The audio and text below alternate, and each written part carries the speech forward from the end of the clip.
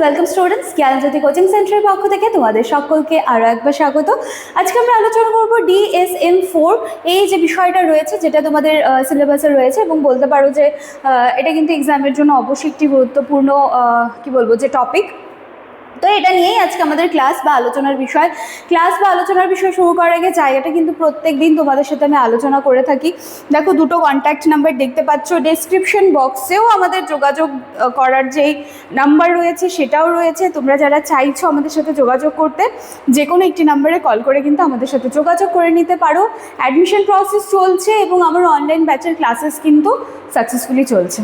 চলো এবার আমরা আলোচনার বিষয় ফিরে আসছি। তাহলে আজকে আমরা আলোচনা করবো এর কনসেপ্ট নিয়ে, ঠিক আছে? কনসেপ্ট নিয়ে এটা এরপরে দেখবে যে পরের স্লাইডে না একেবারে 2 নম্বর থেকে শুরু হয়েছে, তো এটা হচ্ছে তোমাদের 1 নম্বর। তো যাতে কোনো রকম কনফিউশন না হয় আমি আগেই ওখানে বলে দিচ্ছি যে এটা তোমাদের 1 নম্বর হিসেবে এটা দেখবে তোমরা, ঠিক আছে? এটা 1 নম্বর হিসেবে দেখো, পরের স্লাইডে 2 নম্বর থেকে শুরু হবে। তো চলো, কনসেপ্টের 1 নম্বর কি বলা হচ্ছে, DSM-4 এর পূর্ণরূপ সবার আগে জানতে হবে। কি বলা হচ্ছে, diagnostic and statistical manual of mental disorder, এবং এটা কিন্তু 4th এডিশন, ঠিক আছে? দেখো এখানে দেখতে পাচ্ছ না 4 দেওয়া আছে, এটা কিন্তু 4th এডিশন। কেউ কিন্তু এটা ভাববে না যে আছে DSM এর মধ্যে হচ্ছে 4টে এক্সেস রয়েছে, সেরকম কোনো কিছুই কিন্তু নয়। এটা 4th এডিশন জন্য এভাবে বলে দেওয়া হচ্ছে। এরপরে চলো আমরা একটু এগিয়ে যাই। বলা হচ্ছে এটি আমেরিকান সাইকিয়াট্রিক অ্যাসোসিয়েশন প্রকাশ করেন মানসিক রোগ নির্ণয় এবং শ্রেণীবিন্যাসের জন্য এটি একটি মানক নির্দেশিকা, এবং এতে বিভিন্ন মানসিক রোগের লক্ষণ, বৈশিষ্ট্য এবং ডায়াগনস্টিক ক্রাইটেরিয়া নির্ধারিত আছে, ঠিক আছে? তাহলে কি রয়েছে এই DSM-4th এডিশন?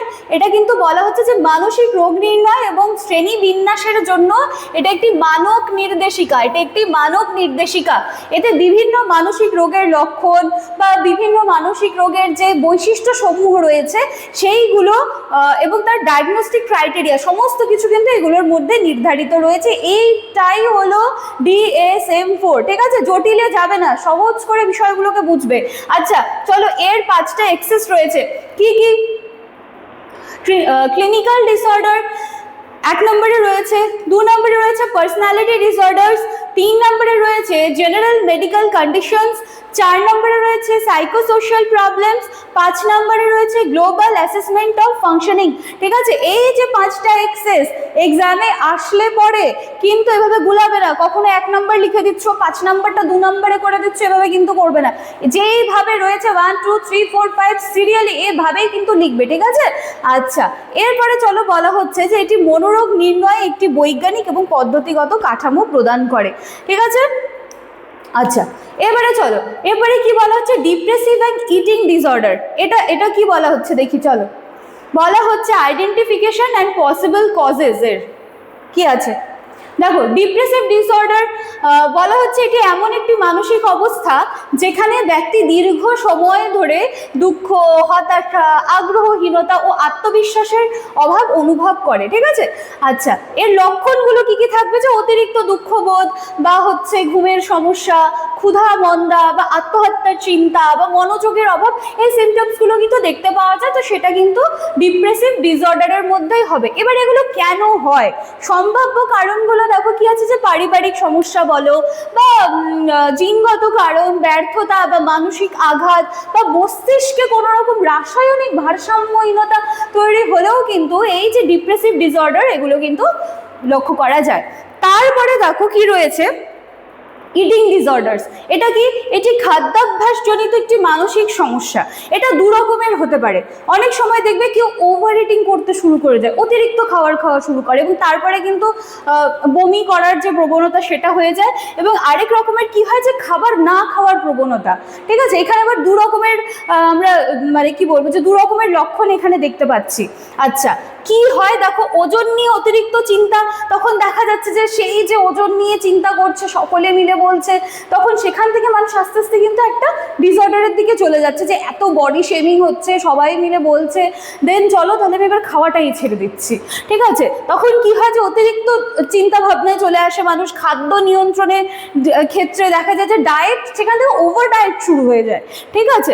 অস্বাভাবিক আচরণ বা শরীর নিয়ে কখনো হচ্ছে মানে নিজেকে নিয়ে আর স্যাটিসফাই না, যখন যখনই আয়নার সামনে নিজেকে দেখছে তখনই ভাবছে এই আমি মোটা হয়ে গেছি, আমার বডি নিয়ে আমি স্যাটিসফাই না, সকলে নানানভাবে বলছে। তো এভাবেই কিন্তু এই যে ইটিং ডিসঅর্ডার এগুলো কিন্তু চলে আসে।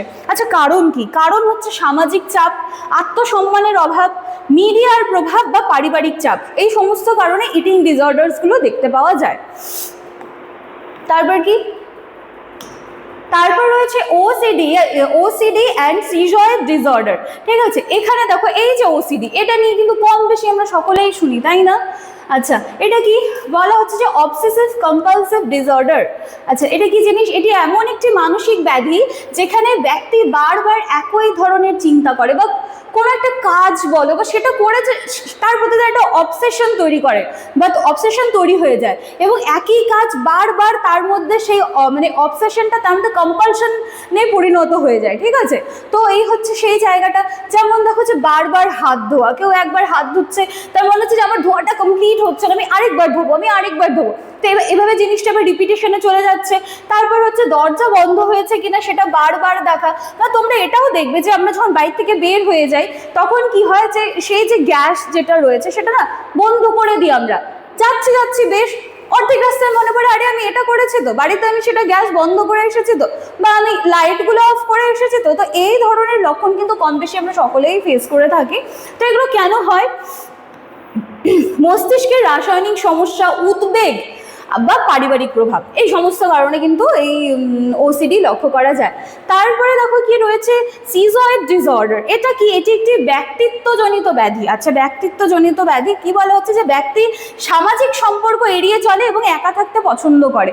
ঠিক আছে, তাহলে এটাও এক ধরনের ডিসঅর্ডার। এবার দেখো লক্ষণগুলো কি করে দেখে আমরা বুঝবো যে কেউ একজন সিজয়েড ডিসঅর্ডারে ভুগছে? সামাজিক মেলামেশায় তার পছন্দ হবে না বা অনাগ্রহ দেখতে পাওয়া যায়, আবেগ প্রকাশ করে না বা সবসময় আমি একা থাকবো, আমি আমার যে ইমোশনসগুলো রয়েছে সেগুলো আমি শেয়ার করছি না, আমি সবার থেকে একটু ডিট্যাচমেন্টে থাকবো, এই ধরনের লক্ষণগুলো কিন্তু দেখতে পাওয়া যায়। এবং দেখো প্রত্যেকটা লক্ষণ, ইচ লক্ষণ কিন্তু একটা করে কজ ক্যারি করে, তাই না? দেখো এখানে কি বলা হচ্ছে? পারিবারিক পরিবেশ বা শৈশবের অভিজ্ঞতা বা জিনগত প্রভাব।